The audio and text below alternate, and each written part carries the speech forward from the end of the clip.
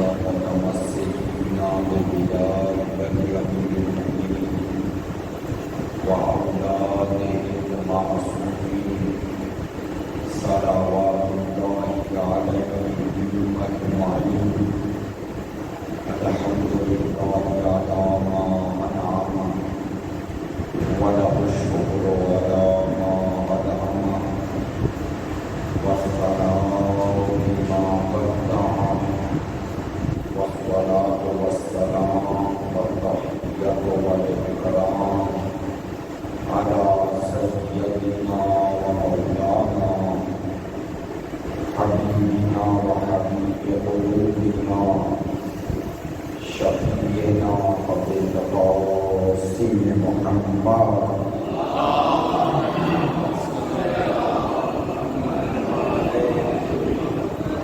وآله الطيبين الأطهرين الأجملين الأمجدين الذين أظهر الله عنهم الرجس وطهرهم تطهيرا.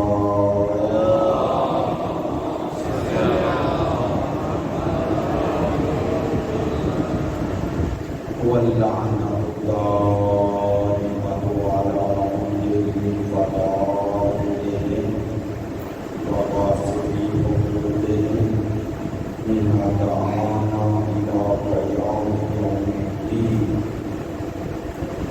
أما بعد فقد قال سبحانه وتعالى في كتابه المجيد: بسم الله الرحمن الرحيم.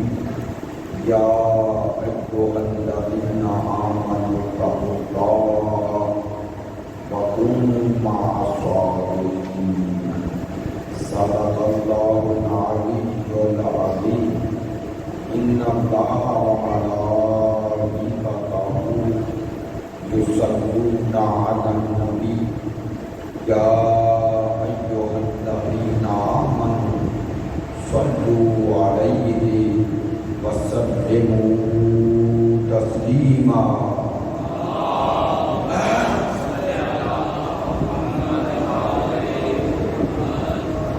آپ تمام حاضرین سے گزارش ہے آپ کے مرحومین شہدائے ملت کو شامل کرتے ہوئے اور بالاخص جن میرے برادران کو ان مجالس کے برپا کرنے کی سعادت حاصل ہوئی، ان کے خانوادہ کے تمام مرحومین کی بلندی درجات اور اصال ثواب کے لیے ایک مرتبہ سورہ فاتحہ اور 3 مرتبہ سورہ توحید کی تلاوت. بسم اللہ الحمد الرحمن اور کیا کرنا.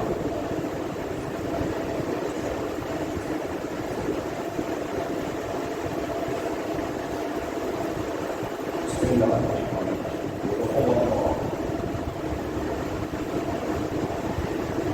بسم اللہ قل هو الله أحد. بسم الله الرحمن الرحيم. قل هو الله أحد. لم يلد ولم يولد. اللهم اغفر للمؤمنين والمؤمنات والمسلمين والمسلمات الأحياء منهم والأموات تابع لهم بيننا وبينهم بالخيرات إنك مجيب الدعوات إنك على كل شيء قدير. بحق محمد وآلہ الطیبین.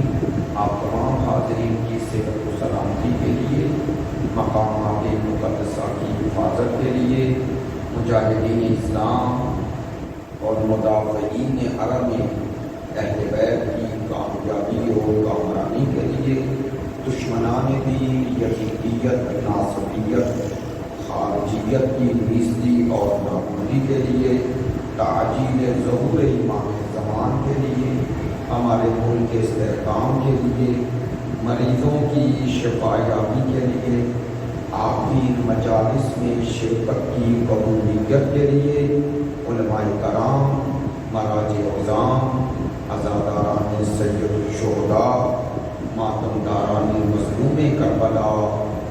محبین اہل بیت کی توفیقات خیر میں اضافے کے لیے، ان تمام دعاؤں کی قبولیت کے لیے بحق سید الشہداء شب جمعہ ہے، بحق امام زمان بلند الصلوات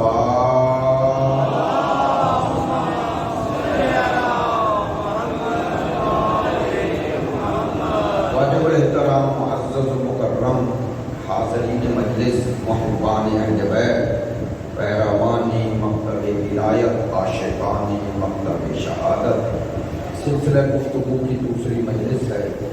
عنوان گفتگو سورہ توبہ کی آیہ نمبر 119 ہے۔ ارشاد پروردگار عالمین ہے اور خطاب ہے اہل ایمان کو۔ پروردگار عالمین نے اہل ایمان کو خطاب کرنے کے بعد دو تقاضۂ ایمان ذکر کیے، یعنی جن کے بغیر انسان مومن واقعی، مومن حقیقی کہلانے کا حقدار نہیں بنتا۔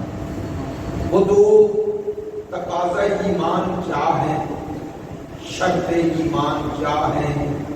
پروردگار عالمین ایک ہی آیہ میں، مختصر سی آیہ میں دو حکم دے رہا ہے۔ پروردگار عالمین ایمان والوں کو خطاب کرنے کے بعد ارشاد فرماتا ہے یا ایھا الذین آمنوا اتقوا اللہ۔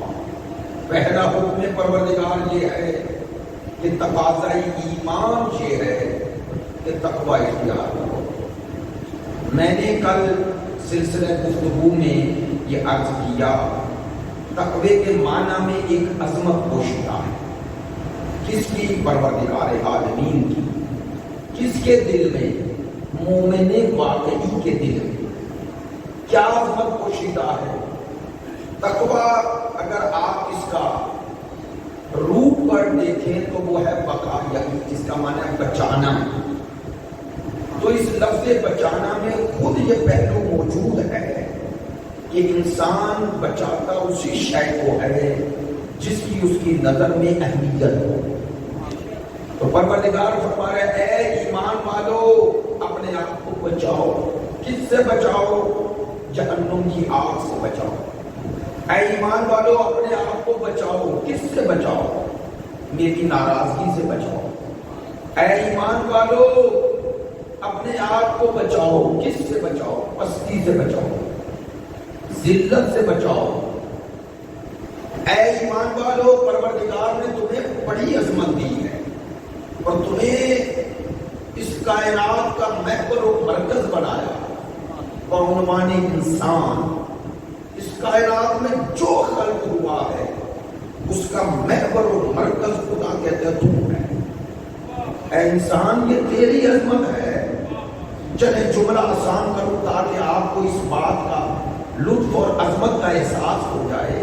میں نے بے جائے جملہ نہیں کہا کہ اس کائنات اور ہستی کا نقطہ مرکزی انسان ہے، ایسے نہیں عرض کیا۔ دیکھیں آسان لفظوں میں کہتا ہوں، آپ اگر اس جہان کی کسی شے کی کوئی قیمت کا، پرائز کا تعین کرنا چاہتے ہیں، طے کرنا چاہتے ہیں کہ اس کی قیمت کیا ہے، تو جا کے اگر ڈیپ دیکھیں تو اس کی قیمت کی بنیاد انسان ہے۔ انسان ہے۔ آسان کروں گا بات تو پہنچے۔ مثال شروع کرتا ہوں جمادات سے۔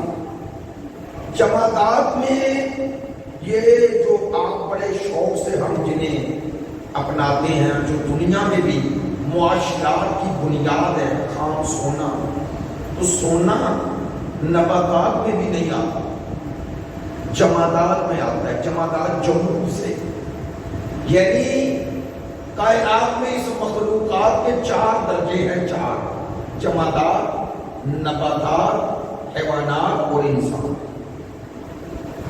جمادات یہ جو پتھر ہے تو یہ سونا کانوں سے نکلتا ہے، ایسے ہی ہے نا لوہا، اور یہ سونے کو خام کیا جاتا ہے، الگ کیا جاتا ہے۔ تو کہنا کیا چاہتا ہوں، اے انسان یہ سونے میں قیمت نہیں، آپ اور میں سمجھ لیا سونے میں قیمت ہے، نہ، میری اور آپ کی طلب میں قیمت ہے۔ چونکہ سونے کی طرف انسانوں کی طلب زیادہ ہے، ادھر اللہ نے اس کی پیداوار کم رکھی ہے، تو اس طلب کی زیادتی اور پیداوار کی کمی کی وجہ سے اس کی قیمت بڑھ گئی۔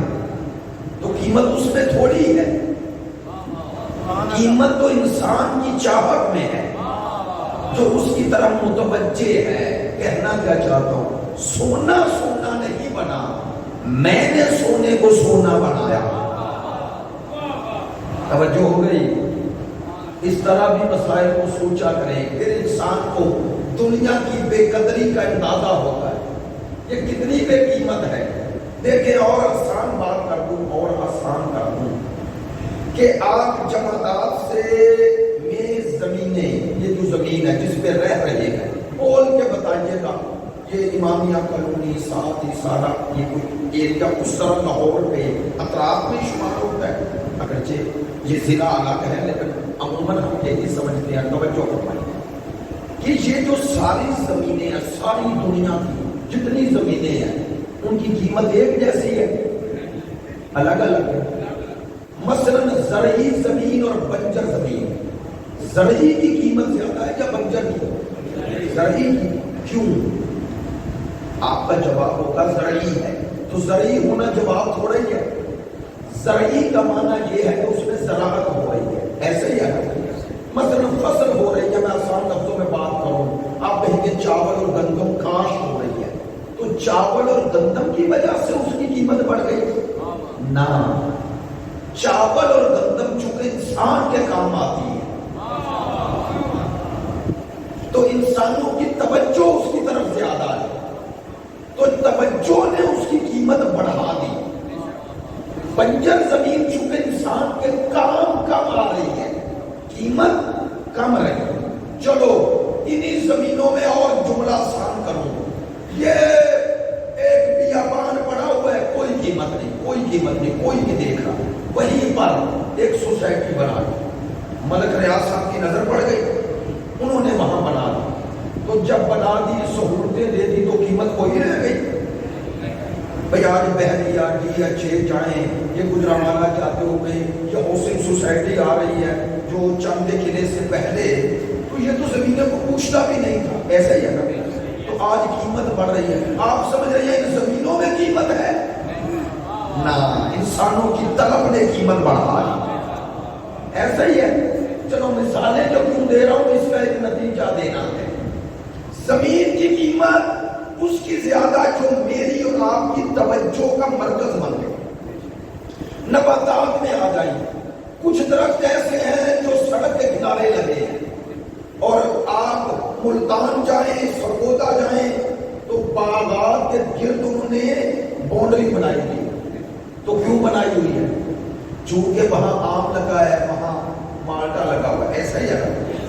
تو وہ جو پھلدار درخت ہیں ان کی حفاظت ہو رہی ہے، اور وہ جو غیر پھلدار ہے وہ ہر جگہ لگا دی ہے۔ تو پھلدار کی کیوں قیمت زیادہ ہو گئی؟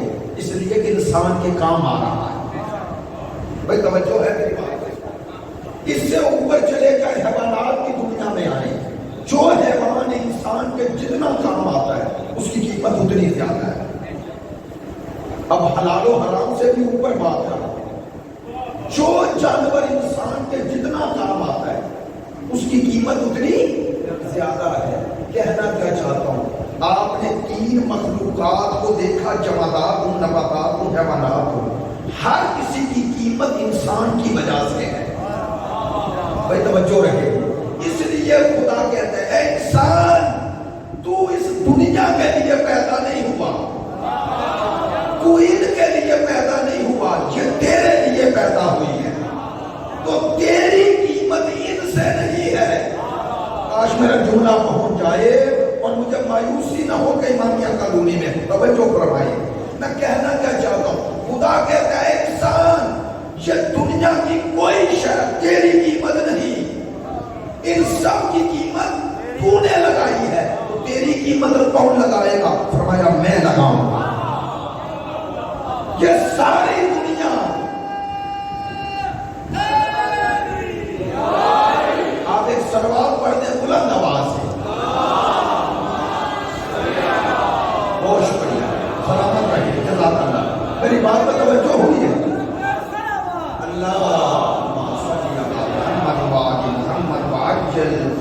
توجہ ہے میری بات. ہاں یہ کہنا چاہتا ہوں مولا کائنات کا نہج البلاغہ میں جو جملہ ہے اس کا یہی معنی ہے, اے انسان تیری قیمت یہ دنیا کی کوئی شے نہیں. مولا فرماتے ہیں وہ تیری قیمت کیسے بنے جسے تو قیمت دے رہا ہے.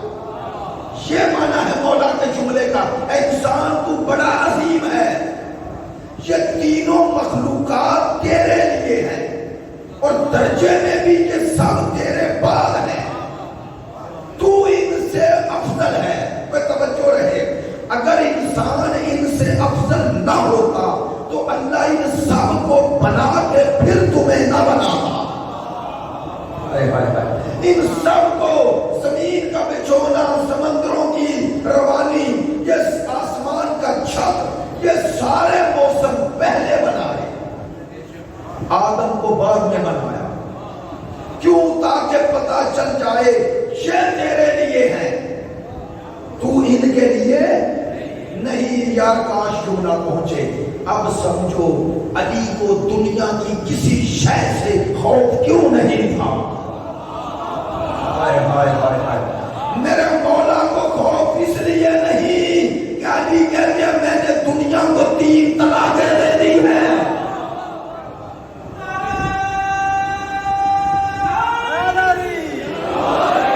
یہ مانا ہے کہ اس دنیا کی قیمت کیا ہے جو علی کو خرید سکے. اب کہوں جملہ غصہ نہ کرنا, علی والا بھی وہی ہوگا جسے دنیا نہ خرید سکے. اسی لیے جنہوں نے علی کی ولایت کا حقیقی کلمہ پڑھا ہے, جو سب کو خرید لیتا ہے وہ ان کے سامنے عاجز نہ رہا. ایسے تھوڑا کہہ رہا ہوں, ایسے تھوڑا کہہ رہا ہوں. دنیا میں 2 ہی حربے ہیں, 2, یا ڈراؤ یا ملاؤ, یا ڈراؤ یا ساتھ ملاؤ, یا خوف زدہ کرو یا لالچ دو. یہ ہے 3 چیزوں پر چلیں باتیں. آج ہی آپ سے ایسے ہو جائیں گی تو کل موضوع آسان ہو جائے گا اور نتیجے تک پہنچ جاؤں گا. توجہ فرمائیں گے, کہنا کیا چاہتا. 3 حربے تھے, بڑی اہم بات کرنے لگا ہوں, توجہ رہے گی, بڑی اہم بات کرنے لگا ہوں. 3 حربے تھے بنو امیہ کے, 3 حربے, تحدید, تطمیع, تبلیغ, تینوں کا معنی کرتا ہوں. تینوں شے پر ان کی حکومت کی بنیاد تھی بنو امیہ کی. تحدید یعنی خوف, تحدید عربی میں کہتے ہیں حد جو حدے لو, تحدید یعنی ڈرانا, خوف. دوسرا تطمیع, تطمیع تما سے نکلا, لالچ, توجہ ہے. تیسرا تھا تبلیغ, پروپیگنڈا, تبلیغ کرو. یہ 3 حربے تھے جو آل محمد کے مقابلے پر انہوں نے اپنائے. کاش میری بات پہنچ جائے. کربلا نے کیا کیا؟ ان کے 3 حربوں کو برباد کر دیا. بھائی یار کربلا کو ایسے بھی سنا کرو, توجہ ہے. حسین ابن علی نے کربلا میں کیا کیا؟ ان کے 3 حربوں کو ختم کر دیا, برباد کر دیا. خوف, حسین نے خوف کو بت ایسا توڑا کہ یہ 72 ہو کے نہیں ڈر رہے, وہ لاکھوں ہو کے خوف رہا.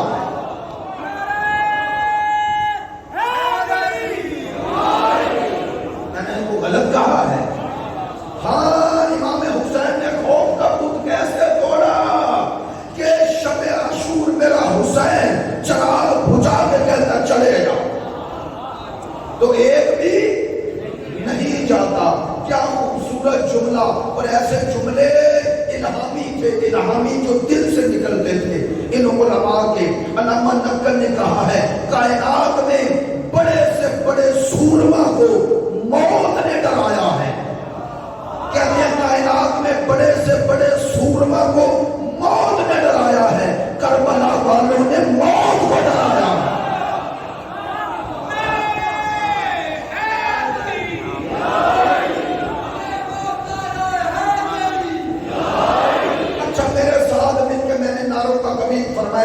کی ہے. اس جملے کا مناسب ایک نعرہ ہے 5 دفعہ لبیک یا حسین، لبیک یا حسین، لبیک یا حسین، لبیک یا حسین، لبیک یا حسین، لبیک یا حسین. آواز بلند صلوات.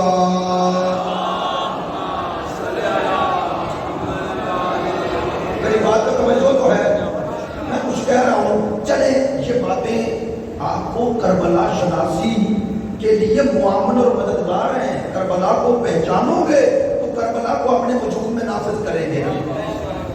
یہ عزاداری، میں جملہ بہت بڑا کہہ رہا ہوں اور محسوس نہ کرنا، یہ گریہ و زاری، یہ ماتم، یہ ہدف نہیں، وسیلہ ہے. کہاں تک؟ حسین تک پہنچنے کا. البتہ کبھی وسیلے کی اہمیت کم نہ کرنا، کم نہ کرنا. میں اسلام آباد سے آیا ہوں تو جس گاڑی پر آیا ہوں اس کی اہمیت ہے. نہیں توجہ. اور راہ نہ ہو تو منزل تک نہیں پہنچا جاتا. میری بات کا توجہ ہے. راہ ہی نہ ہو تو منزل تک کیسے پہنچو گے؟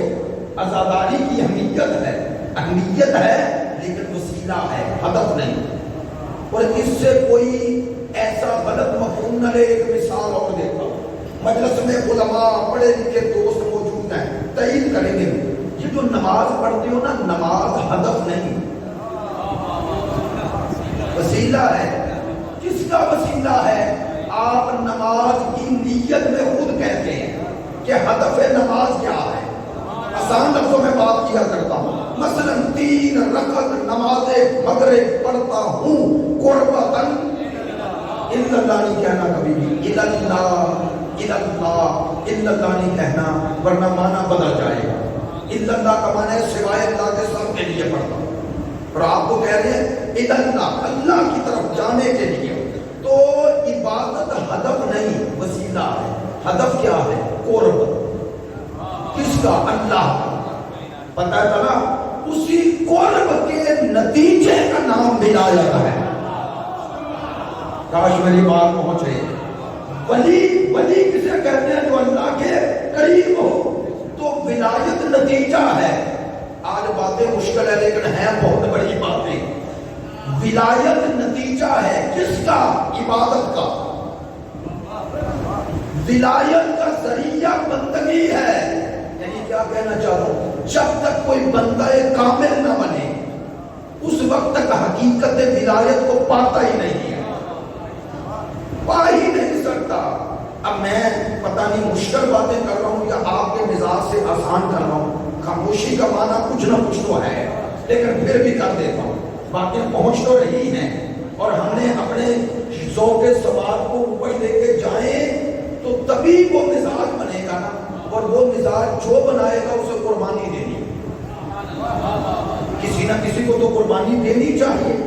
اگر اسی دائرے میں کہتے ہیں گول دائرے میں یہ نوجوان بچے بتائیں. اور ماشاءاللہ مجھے بڑی خوشی ہو رہی ہے کہ جوانوں کی توجہ بزرگوں سے زیادہ ہے. کیونکہ جوان بھی کرنے اور سمجھنے کی صلاحیت زیادہ رکھتا ہے. بزرگوں کو یہی وہم پڑا رہتا ہے کہ جو باپ دادا سے عقیدہ آ رہا ہے اس پہ چوٹ نہ لگ جائے.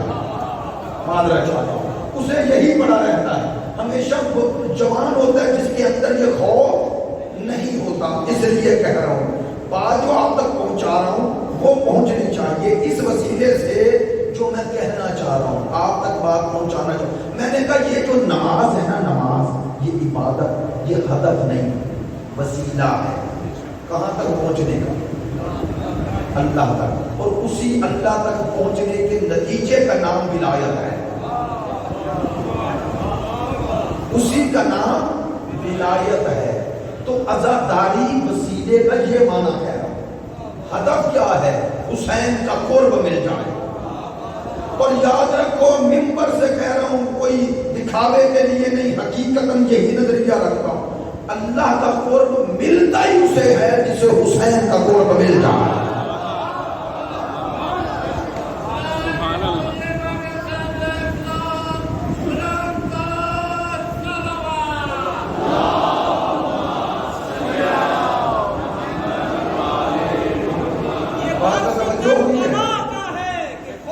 بس خدا کا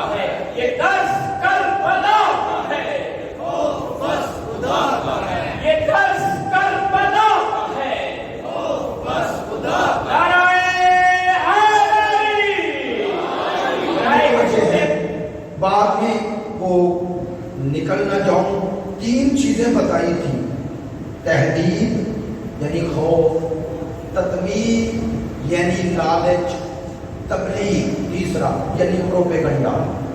حکومت بنو امیہ کی بنیاد ان 3 چیزوں پر تھی۔ 3 ڈراتے تھے، ملاتے تھے اور تبلیغ کرتے تھے، پروپیگنڈا۔ تینوں کے لیے انہوں نے حربے الگ الگ اپنائے، کچھ کو ڈرایا، کچھ کو للچایا اور تبلیغ کر کے عام عوام کو دور کیا۔ یہ ہے کربلا۔ کربلا نے ان کے تینوں حربے توڑ دیے۔ خوف کو حسین نے شب عاشور توڑا، اور لالچ کسے لالچ دیں گے؟ شہید متحدی نے یہ جملے لکھے ہیں، کہا یہ غلط بات ہے اگر کوئی پڑھے کہ حسین کے لشکر سے ایک بھی ادھر سے ادھر گیا۔ نہ کہتے ہیں حسین کربلا میں چن کے لائے ہیں۔ آپ نے توجہ نہیں فرمائی ہے، حسین مجمع لے کے نہیں آئے، امت لے کے آئے ہیں۔ آج میری بات پہنچے، بتایا کہ وہ جو کربلا مجھ سے دور ہے وہ ہجوم ہے، امت نہیں۔ آج بات پہنچے، جو ادھر ہے وہ مجمع ہے، ہجوم ہے، لیکن امت نہیں۔ میرے ساتھ جو 72 ہیں یہ مجمع نہیں، یہ امت ہے۔ حسین نے لالچ کی دیوار اور اس لالچ کے حربے کو کیسے توڑا؟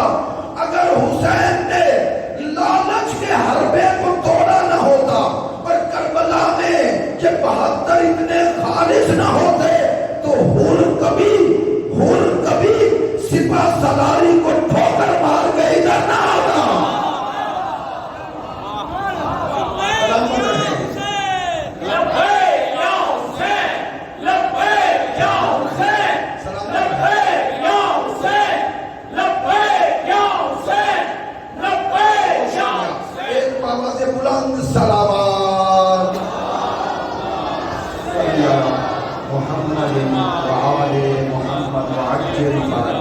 بھئی حضرت حر آئے ہیں نا تو لالچ تو ادھر تھا اور موت ادھر تھی۔ نہیں، جملہ بدلتا ہوں، بھئی حر کیوں آئے؟ حر سمجھ گئے ادھر زندہ بھی رہوں گا تو مردہ ہوں۔ جب بندے نے تیاری نہ کی ہو اور باتیں ہو جائیں تو خود تھوڑی کہہ رہا ہوتا ہے۔ یہ تو باتیں کہہ رہا ہوں تو تیاری کر کے تھوڑی آیا کہ اس طرح کی بات کرنا تھی، یہ ہو رہی ہے۔ شب جمعہ ہے، شب امام زمان ہے، آئیں اس وقت تک کوئی لشکر امام زمان میں شامل ہو نہیں سکے گا جب تک پہلے کربلا ہی نہ بن جائے۔ کاش بات پہنچے، منتظر وہی بن سکتا ہے جو پہلے کربلا ہی بنے۔ کہنا کیا چاہ رہا ہوں کہ یہ حضرت حر کا آنا ادھر سے ادھر کون سی شے لائی؟ عرض کروں کون سی شے لائی؟ حر سمجھ گئے 8 دن میں حسین کی رفاقت میں سمجھ گئے کیا سمجھ گئے؟ حر نے سمجھ لیا ادھر رہوں گا یزید کی طرف تو زندہ بھی رہوں تو مردہ ہوں، ادھر رہوں گا زندہ بھی رہوں تو مردہ ہوں۔ حسین پہ آگے قربان ہو کے مر بھی گیا تو زندہ ہوں۔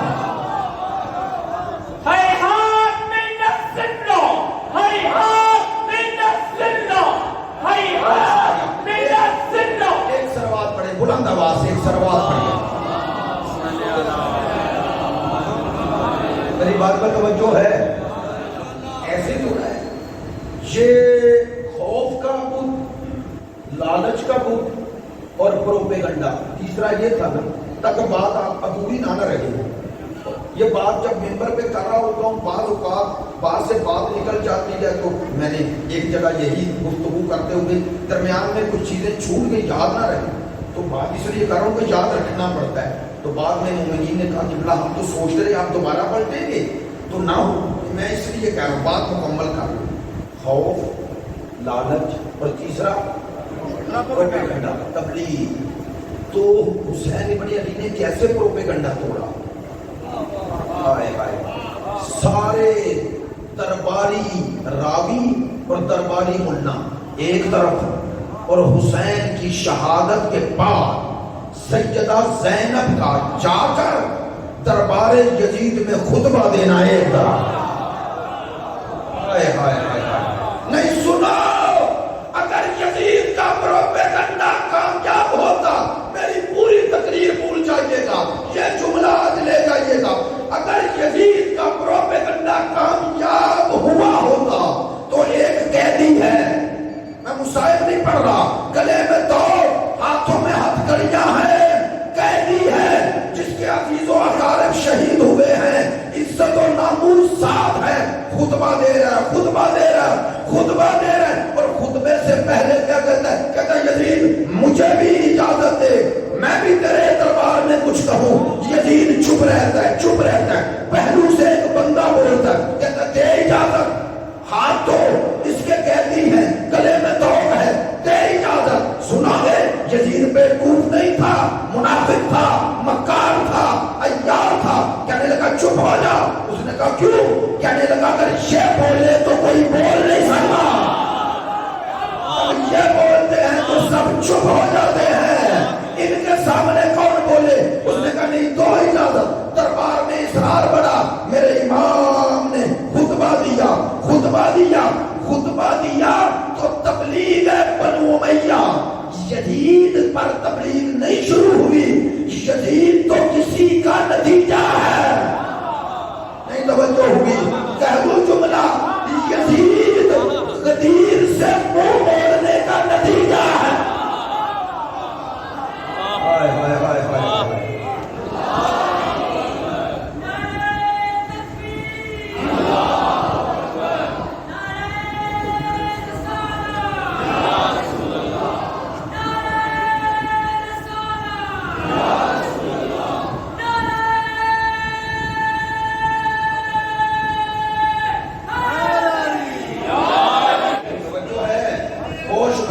سلامت رہیں بھائی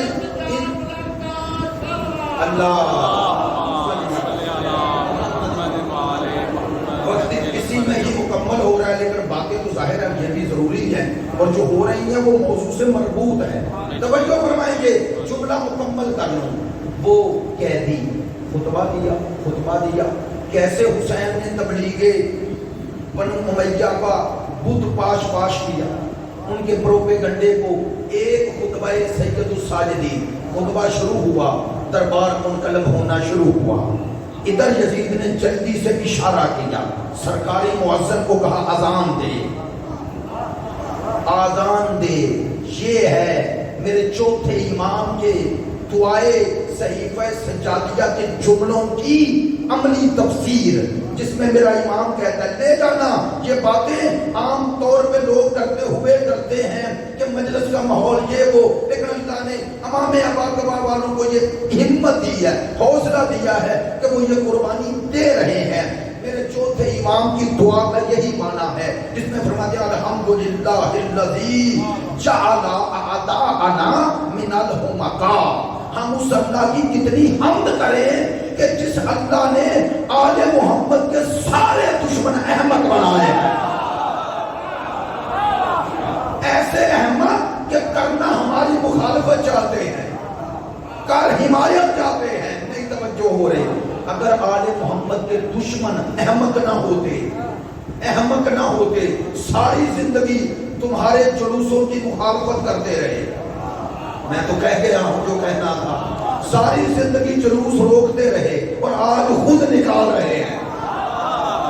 توجہ نہیں ہے، ساری زندگی کہتے رہے حسین کا ذکر بدعت ہے، آج مطالبہ کر رہے ہیں شیعہ یکم محرم منائیں، ہم 10 محرم منائیں گے، کر رہے ہیں نا مطالبہ۔ جو میں ممبر سے کہہ رہا ہوں ہاتھ جوڑ کے، اختلاف نہیں، اختلاف کا قائل نہیں، لیکن اصولی موقف تو اصولی ہے۔ میں ہاتھ جوڑ کے کہتا ہوں، میں کہتا ہوں آپ یکم کو منا لیں، ہم سے مطالبہ نہ کریں۔ نہیں توجہ ہوئی، آپ یکم کو اکیلے منا لیں، ہم عاشور منا رہے ہیں، ہم نہیں کہیں گے، ہم نہیں کہیں گے کہ آپ نہ منائیں، منائیں۔ فرق اتنا ہے آپ کے بغیر ہمارا گزارا ہے، جنہیں تم مان رہے ہو، نہیں توجہ ہوگی بھائی، جنہیں تم مان رہے ہو ان کے بغیر ہمارا گزارا ہے، جسے ہم مان رہے ہیں اس کے بغیر اس کا بھی گزارا نہیں، جس کا دن منا رہے ہو۔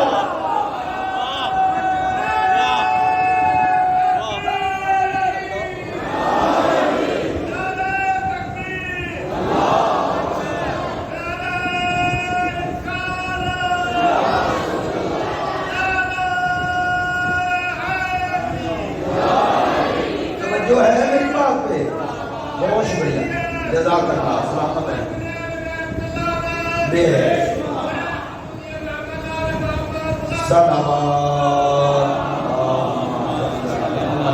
نہیں میں نے جھوٹ کہا ہے، توجہ نہیں ہے بھائی۔ شب محرم کو جس ہستی کا آپ دن منانے کا کہہ رہے ہیں، ہم تو ان کے محتاج نہیں،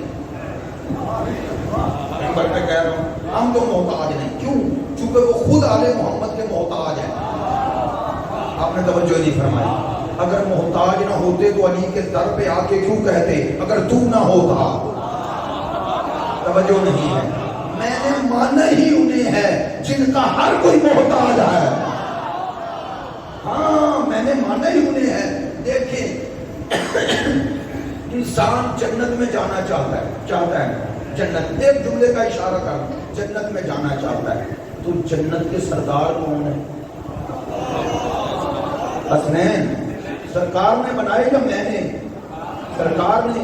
تو جنت کے سرداروں کا ہر کوئی محتاج ہے، جنت میں جانے والوں کا محتاج نہیں۔ میری بات پہ توجہ ہے؟ اور ایک اور بات اصولی موقع پیش کروں تاکہ آپ اسے میری خطابت نہ سمجھیں۔ ہمارے 12 اماموں میں 11 امام شہید ہیں، ہے نا؟ ایسا ہی ہے۔ 14 معصوموں میں 13 معصوم شہید ہیں، ایسے۔ ہم باقی 11 امام میں سے 10 امام جو شہید ہیں ان کے دن کربلا کی طرح نہیں مناتے ہیں۔ اسی طرح 14 معصومین میں سے سرکار دو عالم کا مقام سب سے بلند حضرت سیدہ، لیکن ہم ان کے ایام بھی کربلا کی طرح تو یہ اپنی مرضی سے کرتے ہیں نہ۔ یہ سارے امام یعنی 10 ائمہ نے اور 2 معصوم حضرت سیدہ اور سرکار نے ہمیں کربلا کو منانے کی اور اہمیت کا درس دیا ہے یا نہیں؟ ہر امام نے کہا نا ہم سے زیادہ دن اس کو منانا، تو ہر امام نے یا ہر معصوم نے محور بنایا کربلا کو اور کہا کربلا کی اہمیت ہمارے ذکر سے کم نہ کرنا، کربلا کو ہمیشہ اہم رکھنا۔ کہنا کیا چاہتا ہوں بھئی، جو ہمارے عقیدے میں امام معصوم ہیں، حتیٰ 3 ہستیاں 4 امام حسین سے افضل ہیں یا نہیں؟ سرکار سیدہ مولا کائنات اور امام حسن افضل ہیں، ہم پھر بھی ان کے دن کربلا کی طرح نہیں مناتے۔ تو تمہیں پتہ نہ چلا کہ جب ہم معصوم اماموں کو کربلا کی طرح نہیں مناتے تو انہیں کیسے منائے؟ توجہ ہے؟ ہماری نظر میں کربلا، تو آج پھر یہ جملہ لے لو، ہمارے نزدیک کربلا وہ آیت محکم ہے جس کے ذریعے قیامت تک حق باطل سے الگ ہوتا رہے۔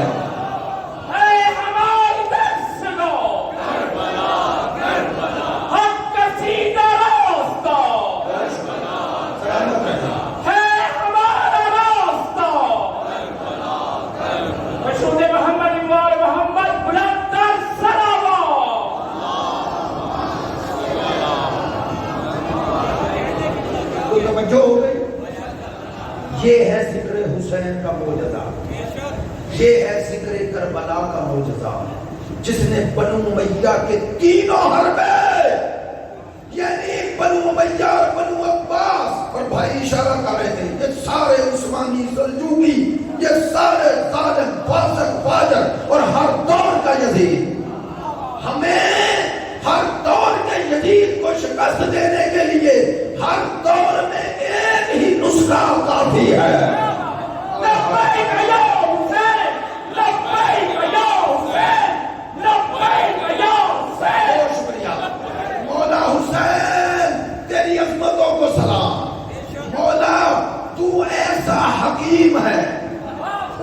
کا جس نے ایک نسخہ ہی دے دیا کہ قیامت تک کوئی یزید بیماری امت کو لگنے ہی نہ پائے، کوئی یزید نامی بیماری کسی دور کا یزید کربلا کے ہوتے ہوئے تمہیں نقصان نہیں پہنچا سکتا۔ یہ ہے ہر دور میں تمہارے سر کاٹے گئے، تمہارے سروں کے مینار بنائے گئے۔ حجاج ابن یوسف فنار ہوا تو صرف اس کی جیل میں کوفہ میں 20,000 مرد اور عورت قیدی تھے جن کے جسموں پہ لباس نہیں تھے۔ 20,000 قتل عام ہوا۔ صدام ملعون نے ایک دن میں کربلا نجف میں 80,000 حسینی تہتے کیے، سن رہے ہو؟ اور بنو عباس میں منصور دمانگی، متوکل، معتمد، یہ سارے قبر حسین پہ حل چلاتے ہیں۔ ہوا ایسا ہوا، تاریخ میں ہوا۔ لوگ ساری حکومتیں جو کرتی رہی آج کہاں ہے؟ لوگ جس نے حسین سے دشمنی کی اللہ نے اس کی اصل اور نسل بھی مٹا دی، اور اگر کوئی باقی بھی ہے تو عبرت بن کے، میں نے جملہ جلدی میں کہہ دیا، عبرت بن کے، درس بن کے نہیں، عبرت بن کے۔ اور حسین کی یہ عزاداری تمہیں ہر دور میں آگے لے کے نکلا، آگے لے کے نکلی ہے۔ ایسے ہی تھوڑا کہتے ہیں وہ مرد عظیم اور شجاع، حضرت امام خمینی نے ایسے تھوڑا کہا ہے ماں حرج داری مز کربلا داری، انہوں نے کہا ہمارے پاس جو کچھ ہے کربلا کا ہے، کربلا سے ہے۔ وہ سید حسن نصر اللہ تھوڑا ہی کہتے ہیں ایسے۔ جب ان سے پوچھا گیا کیا وجہ ہے کہ اسرائیل نے 5 ملکوں پہ قبضہ کیا، 5 ملکوں میں 4 ملکوں پہ اس کا قبضہ باقی، یہ لبنان سے کیوں نکل گیا؟ پہلے یہ سوال اسحاق رابین سے ہوا، اس وقت وہ تھا جب جنوبی پنجاب سے، جنوبی لبنان سے نکلے تھے۔ تو سنیں گے کہتے ہیں کوئی امریکن چینل، مجھے یاد تھا اب ذہن میں نہیں آ رہا، اس نے لائیو لیا، اسرائیلی وزیر اعظم کو پوچھا کیا وجہ ہے 4 ملکوں پہ قبضہ باقی ہے، یہ لبنان سے نکل رہے ہیں، وجہ کیا ہے؟ سنیں گے۔ اسرائیلی وزیر اعظم نے کہا کیا کروں، جس چیز سے دوسروں کو ڈراتا ہوں یہ اسی کا استقبال کرتے ہیں۔ قوموں کو بزدلی کا درس دینے والے کبھی غدیر کے پیروکار نہیں ہو سکتے، ان کا تعلق سقیفے سے ہو سکتا ہے، غدیر سے نہیں، کربلا سے نہیں۔ ہاں توجہ فرمانا۔ پوچھا کیا وجہ، لبنان سے نکل رہے ہو؟ کہنے لگا کیا کروں، جس چیز سے دوسروں کو ڈراتا ہوں یہ اسی کا استقبال کرتے ہیں۔ کس چیز کا؟ اس نے کہا موت ہے، دوسرے موت سے ڈرتے ہیں اور یہ موت کی طرف دوڑ کے آتے ہیں۔ کہتے ہیں اس کے بعد سید حسن نصر اللہ اس اولاد زہرا نے تقریر کی، پوری دنیا کے چینل متوجہ تھے کیا کہتے ہیں۔ انہوں نے کہا آؤ، اسرائیلی وزیر اعظم کو یہ پتا نہیں ہے کہ ہم موت کی طرف دوڑ کے کیوں جاتے ہیں، میں بتاتا ہوں۔ انہوں نے کہا چونکہ ہمارا امام حسین ہے، ہمارا لیڈر حسین ہے، اور حسین نے ہمیں کربلا میں سمجھایا ہے کہ ذلت کے ساتھ زندہ بھی رہو تو مردہ ہو، عزت کے ساتھ مر بھی جاؤ تو زندہ ہو۔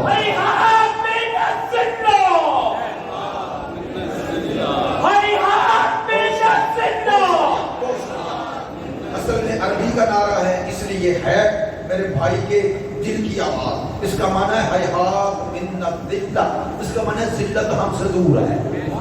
یہ نعرہ حسین ابن علی نے روزے عاشور لگایا ہے۔ کب لگایا؟ جب اکبر کو دے چکے، بتایا یہ سارے رشتے دے کر بھی حسین جو قبول نہیں کرے گا وہ ذلت ہے، وہ ذلت ہے، یہ ہے۔ انہوں نے کہا کربلا نے ہمیں بتا دیا، سمجھا دیا، دکھا دیا، یہ ہے کربلا، یہ ہے جو تمہاری زندگی، تمہاری حیات، تمہاری بقا کا سبب ہے۔ خدا کی قسم تمہیں کوئی نام و عنوان کی ضرورت ہی نہیں حسین نے چھوڑی نہیں کوئی نام و عنوان کی ضرورت۔ دنیا میں ہر دور میں لوگوں نے کربلا کا مقابلہ کرنے کے لیے عنوان بدلے، امام بدلے، عنوان بھی بدلے، امام بھی بدلے، صرف تم ہو نہ عنوان بدلا نہ امام بدلا، کیونکہ حسین جیسا نہ کوئی امام ملا، کربلا جیسا نہ کوئی عنوان ملا۔ اس نام کو بھی بچاؤ، اس عنوان کو بھی بچاؤ۔ ہاں اس لیے کہہ رہا ہوں، اس نام و عنوان کو بچاؤ گے تو پھر عزت پا جاؤ گے، عزت پا جاؤ گے۔ یا ایھا الذین آمنوا اتقوا اللہ، ایمان والو اللہ کی پرواہ کرو، اللہ کی پرواہ کرو۔ میں یہ ایسے نہیں جملہ کہہ رہا، اللہ کی پرواہ کرنے کا نام ہی تقویٰ ہے۔ نہیں توجہ، اللہ کی پرواہ کرنا، کسی کی پرواہ کی کیسے جاتی ہے، کیسے کی جاتی ہے؟ مثال دیتا ہوں، میری بات کی تائید فرمائیں گے سب تمام بزرگان سے معذرت کے ساتھ، وہ میں نے بات ویسے کر دی تھی جو نوجوانوں کے حوالے سے محسوس نہیں کریں گے کوئی بھی، میں بھی تو ایج کے اس حصے میں ہوں، وہ جوان تھوڑے ہی ہیں، ایسا ہی ہے نا، تو آپ کے ساتھ میں بھی شامل ہوں، اس لیے محسوس نہیں کرنا جو بات کی ہے۔ یہ بات آپ سب کے لیے جو بزرگ ہیں، جس طرح حسن رضا کاظمی ہیں، وہ تو جوان ہیں نا، بلکہ نوجوان ہیں، اس لیے ان کے لیے یہ بات کی توجہ ہے میری بات۔ اب میں نے نام لے لیا، یہ بھی خطرناک بات ہے، ممبر پہ کسی کا بھی نام لینا یہ بھی خطرناک بات ہوتی ہے، لیکن میری ایک محبت ہے ان سے، توجہ فرمائیں۔ آخری بات کہہ رہا ہوں، آخری بات، اللہ کی پرواہ کرو، پرواہ کرو، پرواہ کرو۔ پرواہ کا کیا معنی ہوتا ہے؟ آپ کسی کے گھر میں گئے، پہلے تو اس نے دروازہ نہ کھولا، فون کر رہے ہیں، سن رہے ہیں میری بات، آپ نے بھی تحیہ کر لیا، مل کے جانا ہے، اس نے دروازہ کھولا، آپ کو بٹھا کے اندر چلا گیا۔ مثال دیں، آدھے گھنٹے بعد آئے، آپ کا رویہ کیا ہو؟ ناراض ہو گئے؟ کیوں ناراض ہو رہے؟ پرواہ نہیں، یہی مانا ہے۔ اللہ کہتا ہے میری پرواہ کرو۔ وہ بات میں نے آج کہہ دی ہے، خدا کہتا ہے میں تیرا خالق ہوں، میں تیرا مالک ہوں، میں تیرا رازق ہوں، اور مجھ سے بہتر تیرا خیر خواہ کوئی نہیں۔ جملہ جلدی میں کہہ گیا، مجھ سے بہتر تیرا خیر خواہ کوئی نہیں، میں تیرا ہمراز ہوں، دوسروں سے اپنی غلطیاں نہ بتا، مجھے بتا، اور اگر کسی وقت تجھ سے گناہ ہو گیا، پلٹنا چاہتا ہے، پلٹنا۔ میرے چوتھے امام فرماتے ہیں، غلاف کعبہ کو پکڑ کر میرا چوتھا امام کیا جملے کہتے ہیں؟ کہتے ہیں خدایا آدھی رات کے وقت گئے، راوی کہتا ہے میں نے سنا، میرا امام کیا کہہ رہے ہیں؟ پکڑ کر غلاف کعبہ کو میرا امام کہتا ہے، شب جمعہ کہتے ہیں میرے خدایا اس لیے تیرے در پہ آیا ہوں کہ بڑے بڑے بادشاہوں کے در بند ہو گئے۔ نہیں توجہ ہوئی؟ میں اسلام آباد رہتا ہوں، رات کے 11 بجے کے بعد آپ پی ایم ہاؤس کی جو بازار ہے وہ G5 آپ جا نہیں جا سکتے، وہ سڑکیں دونوں طرف سے بند ہے، ایسا ہی ہے نا، ایسے ہی دنیا کے کسی چلے جاؤ، کہتے ہیں خدایا سب کے در بند ہو گئے، تجھ میں اور دوسروں میں یہی فرق ہے۔ بڑا پیارا جملہ امام کہتے ہیں جب دوسروں کے در بند ہوتے ہیں تیرا اسی وقت کھلتا ہے، تیرا اسی وقت در کھلتا ہے۔ وہ میرے بھائیوں، جوانوں، بچوں کی طرح ہو، چھوٹے بھائیوں، سنو، پرواہ کرو اللہ کی۔ جتنے مقامات ملتے ہیں اللہ کی پرواہ کرنے سے، کیسی پرواہ کرو؟ میری بات توجہ فرمائیں گے اور جملہ ختم کر رہا ہوں۔ آج میرا ارادہ تھا 50 منٹ میں گفتگو سمیٹ دوں، لیکن آپ کی محبت میں یہ جملہ کہہ لوں، عمل کر لوں۔ آپ قرآن مجید کی جو سورے ہیں ان کے نام اور عنوان ہیں۔ سورہ یوسف قرآن میں ہے نا، اسے کہا جاتا ہے احسن القصص، ایسا ہی ہے، یعنی قصوں میں سب سے خوبصورت۔ تو کیوں وہ خوبصورت ترین قصہ ہے؟ اس لیے کہ اس میں زلیخا کا ذکر اس لیے خوبصورت نہ کیوں خوبصورت ہے؟ ایک ایسا جوان جو خوبصورت ہے. کتنا خوبصورت. ہر بچہ اپنی ماں کے لیے یوسف ہے. لیکن بتاؤں یوسف کتنے حسین تھے؟ کن کے لیے؟ سننا کہ قرآن نے جو واقعہ نہ بیان کیا ہوگا تو ہم کبھی مانتے بھی نہ. ایسا ہی ہے نا سر. قرآن نے کہا کہ ان کی نظر پڑی اور چھریاں چل گئی اور انہیں پتا. تو کتنی حسین تھے یوسف. سوچو عورت نے اللہ نے ایک نخرہ رکھا ہے. وہ مرد کے حسن سے تھوڑی متاثر ہوتی ہے. لیکن حضرت یوسف اتنے حسین تھے کہ چھریاں چل گئی اور پتا. تو کتنے حسین ہیں. لو اس لیے اللہ نے کہا کہ سورہ یوسف سب قصوں سے حسین ہے کہ یوسف نے اپنی پاک دامنی عفت کو حسن پہ قربان نہیں کیا. حسن کو پاک دامنی پہ قربان کیا. توجہ ہوئی ہے؟ بہت شکریہ بھائی. حضرت یوسف نے کیسے پاک دامنی کو بچایا؟ حسن کو قربان کر دیا. حسین ہو, خوبصورت ہو, جاذب نظر ہو. اور آپ کو یہ قصہ قرآن میں پڑھے, قرآن میں, کہ جب زلیخا نے دروازے بند کر لیے. ایسے کروں گا بات. دروازے بند کر لیے, 7 دروازوں سے گزار کے 7 بند. تو اب حضرت یوسف کی طرف زلیخا متوجہ ہوئی. اور میرے جوانوں سنو, متوجہ ہوئی. حضرت یوسف ٹالنا چاہ رہے ہیں, ٹال نہیں رہی زلیخا. پتہ ہے اسے متوجہ کرنے کے لیے کہتے ہیں وہ دیکھ. کیا کہ یہ تیرا خدا دیکھ رہا ہے. بدھ تھا کہ تیرا خدا دیکھ رہا ہے. پتہ ہے انہوں نے, زلیخا نے اپنی چادر لی, اس کے اوپر ڈال دی, کپڑا لیا, ڈال دیا, کہا چھپ گیا. یوسف نے کیا کہا, کیا کروں, تیرا چھپ گیا, میرا چھپتا ہے. کیا کروں, تیرا چھپ گیا, میرا, اور اس سے میں نہیں چھپتا. یہ ہے یوسف. پتا ہے حضرت یوسف نے زندان کا انتخاب خود کیا.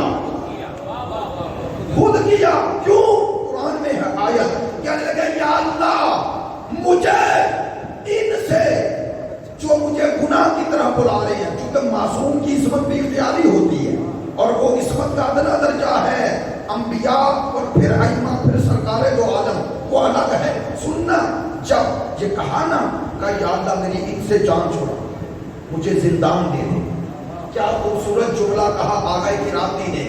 کہا حضرت یوسف بھائی آج کا آخری جملہ فرماتے ہیں آقا کرام, حضرت یوسف زندان مانگ نہیں رہے تھے, زندان سے رہائی مانگ رہے ہیں.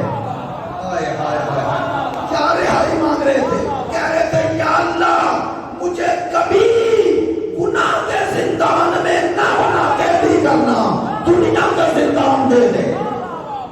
بتا رہے تھے دنیا کا زندان مل جائے, کبھی نفس کے زندان میں قیدی, کبھی گناہ کے زندان میں قیدی. شب جمعہ ہے, شب جمعہ امام زمان کی شب ہے. اپنے امام سے آج ایک جا کر گھر بستر پہ لیٹو تو عہد کر, اللہ کی قسم ادھر تمہیں خبر دے رہا ہوں, یقین کے ساتھ دے رہا ہوں, جو بھی آج بستر پر لیٹنے سے پہلے وضو کر کے کہے خدایا تو نے مجھے حسین جیسا امام دیا, تو نے مجھے حسین کی 10 دن عزاداری کرنے کی توفیق دی, تو نے مجھے جب دنیا سو رہی تھی تو نے مجھے توفیق دی میں بطول کے بچوں کو رو. خدایا تو نے مجھے یہ غیرت دی, یہ حمیت دی کہ میں جب سنتا ہوں علی کی بیٹی اور بازار تو میں روتا ہوں. یہ میری غیرت تم نے دی ہے. یہ غیرت, حقیقی غیرت یہ ہے, حقیقی غیرت یہ ہے. خدایا تو نے اتنا کچھ دیا ہے, میرے مالک مجھے آزاد کر دے, مجھے اپنی بندگی میں لے لے, مجھے امام زمان کے صدقے میں میرے گناہ بخش. ہمیں امام زمان کا اور اپنا قرب عطا. میں نے ایک جملہ کہا اور آپ متوجہ ہو گئے، ایک ہی جملہ اور کہتا ہوں، مسائل میرا ارادہ تھا لیکن کیا کروں، ایک ہی جملہ کافی ہے۔ عاشور 10ویں محرم، آج 15 محرم، 5 دن تو گزر گئے نا، عاشور کا دن شمار کرو تو 6واں دن ہے۔ کہنا کیا چاہتا ہوں، کوئی بہن دیکھی ہے کہ 9 بھائیوں کے جنازے چھوڑ کر قاتل کے سامنے قیدی بن گیا ہے؟ کوئی بہن دیکھی نہیں؟ کربلا میں ظلم کتنا بڑا ہوا ہے، کتنا بڑا، کیوں اس سے آگے ہم جاتے ہیں؟ اس لیے کہ دنیا میں کبھی قاتل کی عدالت میں مقتول پیش نہیں ہوتا۔ ہائے نبی زادیوں کی مظلومیت، کہ گزارا بھی وہاں سے گیا جہاں بھائیوں کے لاشیں ہیں۔ میری بات پر توجہ کرنا، جہاں بھائیوں کے لاشیں ہیں۔ میں سوچتا ہوں ہر بیوی گزر گئی ہوگی، لیکن سوچتا ہوں 4 سال کی بیٹی کیسے گزری ہوگی۔ اب ہاتھ جوڑ کے جملہ کو خدا کی قسم کتابوں میں پڑھا، میں پڑھ نہیں سکتا، چونکہ یہ جملے میں مجھے خود یہ خطرہ رہتا ہے کہ آپ سن نہیں سکیں گے۔ جو کتابوں میں لفظ ہے نا، 4 سال کی سکینہ کو چاہتے ہی پھوپھی کو نہیں دیا گیا، بس آپ سمجھ گئے۔ ان ملعونوں نے 4 سال کی بچی کو اونٹ کی ننگی پشت پر بٹھایا، بچی زمین پر گئی۔ 3 دفعہ شمر نے یہ کام کیا۔ کتاب کا نام ہے البقائے والحوادث۔ میں سارے جملے نہیں کہوں گا، بس اتنا کہتا ہوں، اس ملعون نے 4تھی دفعہ بچی کو بٹھایا نہیں۔ اللہ جانے کیسے باندھا کہ تھوڑی دیر کے بعد سکینہ تڑپی اور کہا بھیا سچا۔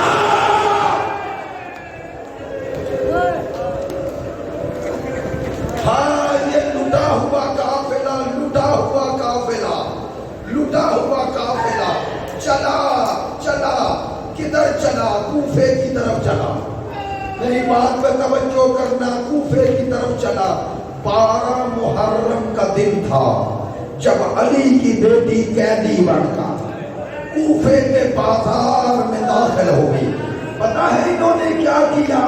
انہوں نے تمام شہداء کے سروں کے ساتھ کیا کیا؟ مسجد حنانہ میں لا کر یہ سارے سروں کو اور بیویوں کو بٹھایا۔ یہی روایت کے جملے ہیں، بٹھایا۔ اور پتہ ہے کیا کیا؟ ہر سر کو اس بی بی کے سامنے کر دیا جس کا اس سر سے رشتہ تھا۔ نہیں، میں نے جملہ پڑھ دیا ہے، بتاؤ اور وضاحت کرو۔ حضرت فروا کے سامنے قاسم کا سر کر دیا۔ میرے چوتھے امام فرماتے ہیں حضرت علی اکبر کا سر اس کی ماں کے سامنے، اور سوچو رباب کے سامنے اصغر کا سر کیا، اور میری آقا زادی ثانی زہرا کے سامنے عباس کا سر کر دیا۔ میرا چوتھا امام فرماتا ہے میں مر جاتا یہ منظر نہ دیکھتا جب بیویوں نے ان سروں کو دیکھ کر سر جھکائے تو شمر نے اشارہ کیا، کہتے ہیں کچھ سپاہی آگے بڑھے، ہاتھ میں نیزے تھے، جو بیوی سر جھکاتی